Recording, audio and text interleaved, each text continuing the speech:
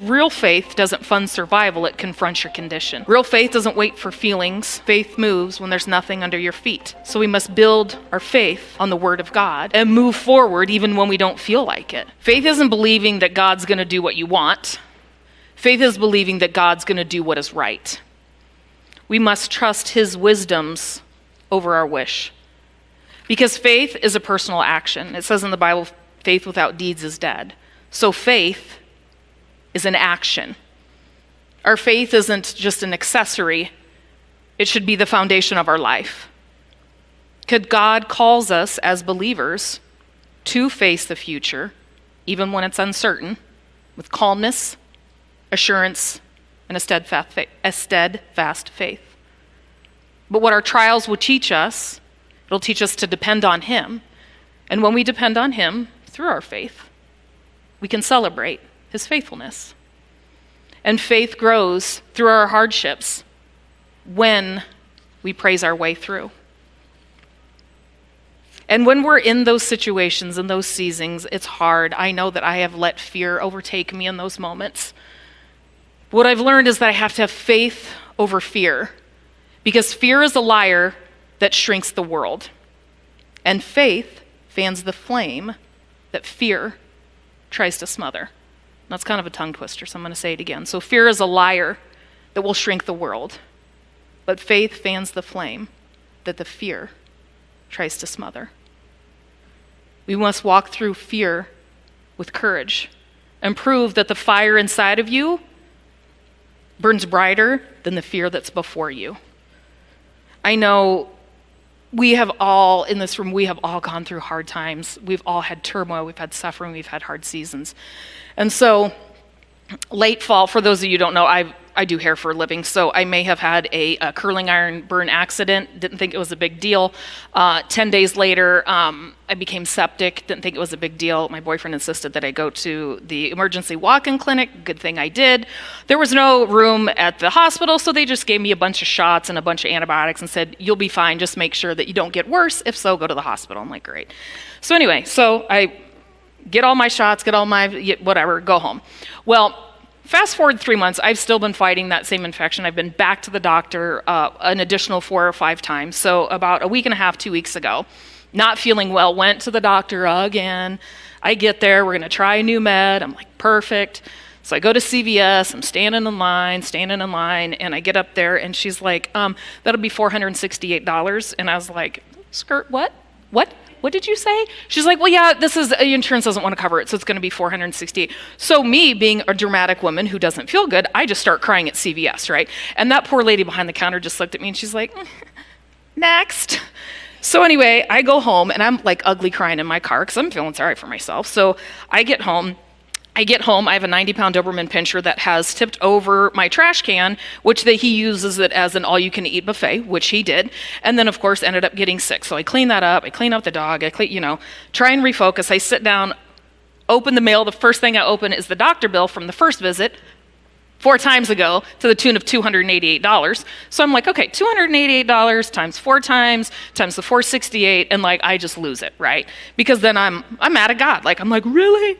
I can't afford this, and I'm sick, and and then the entire rest of the day went that way. I mean, I stubbed my toe, I locked my, fill in the blank. My entire day was that way. So by the end of the evening, I ended up with a very difficult phone call that I had to take. I got done, and I was just out of my mind mad. I wanted to crawl out of my skin. And so over the past couple years, I've found there's a church in my neighborhood that has a garden, and they have a cross, and it's lit up all night long. And over the past 5 years, I have found myself in that garden because that garden brings me peace. So I was super mad. I put my coat on, it's freezing cold, and I go up there. And I get up to the garden, and I'm like, okay, God, it's Jody here. I'm gonna tell you something. And he's probably like, oh, I'm well aware of who you are. And so I'm just giving him the business and I'm pouring it out. And then I just closed my eyes for a minute and I tried to recenter myself. And I'm telling him about all the bad things and all the suffering. And then I just opened my eyes and there's the cross. And I'm like, okay, Jody, you want to talk about persecution and suffering? I'm worried about a doctor bill and the trash and a bad phone call, and there's the cross right in front of me. And so I was like, okay, God. Again, I'm telling God, hey, because I'm I'm going to praise you because I'm going to tell you right now, my feelings are diminishing my faith, but I'm not going to go on my feelings right now. I'm going to praise you because you are the King of Kings and the Lord of Lords. You are my creator. You are my redeemer. You are my rock. You are my healer. I don't understand how it's all going to work out, but I know that I can trust you because you never under-promise and you never over-deliver and under-promise. You are good to your word, so I know I can trust you. So I get up, I walk home, it's midnight, get home feeling sorry for myself because I have to wake up at 4 a.m. because I have a friend that needs to go for surgery. Sleep 4 hours, wake up, do that, get to the hospital, do the stuff. And so finally I'm in the waiting room and I'm going to work on my sermon. So I open my bag, get out my computer, get out my Bible, and there's something missing from my bag. Do you want to know what it was? Do you know what was missing from my bag? Chapstick. Okay, the ladies, chapstick. Okay, you guys don't understand. I have purse chapstick, pocket chapstick, kitchen chapstick, car chapstick, garage chapstick. Okay, my chapstick, right? So I open my bag and I don't have my chapstick. So I'm like, well, here comes another day. So I shove my stuff in my bag and I rip my bag over my shoulder because now I got to go down 3 flights of stairs and my car's 27 acres away. So that's what I had to get my cotton picking chapstick. So upset about my chapstick. So I I stumble out into the hall, and I'm going to tell you right quick, I stopped so fast because all of a sudden there's 100 people in this hallway, and they are all somber with candles, being quiet, and I'm like, what is going on? So I step to the side, and I'm like, and all of a sudden I see the organ team. So I know, so when somebody's being off of life support and they're donating their organs, I don't know if they call it like a walk of life or an honor walk, or so staff, family, friends, whatever, as they bring him by. So I know that that's what's about to happen. So I go up and I just close my eyes and I start praying for the patient that's about to lose their life and pray for the family that's about to get life through organ donation. And again, I'm like, Lord, if you just use me, like I am standing here, use me. And so I open my eyes and I notice a gentleman to my left who is my age, and he's clearly upset. And just then the door opens and they wheel this man out my age. And so as he goes by, this man to the left of me just breaks. And so I go behind him and I just put my hand on his back and I just say, I'm just gonna stand right here. And so the man went by, we had a moment of silence, everybody disperses and leaves and it's done. And so he was standing there and I looked at him and I said, are you okay? And he says, no. And so I said, okay, I'm just gonna stand here. So I stood for a little bit longer and he put his coat on and I said, are you okay? And he says, I don't know. And I said, do you want to talk? And he's like, no. And I said, okay, well, I'm a mom. Do you want a hug? And he's like, no.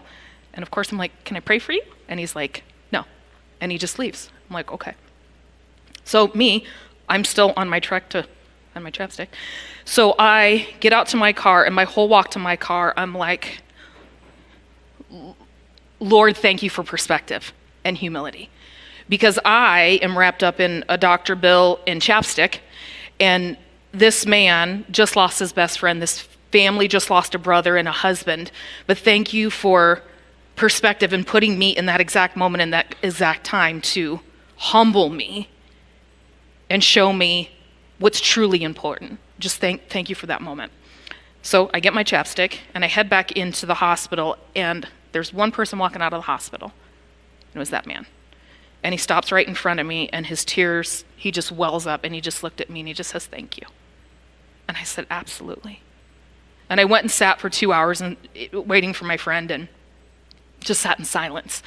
Because again, so thankful that God had chosen to put me in that moment and then chose to give me perspective and humility that I could show up and be the hands and feet of Jesus for someone else.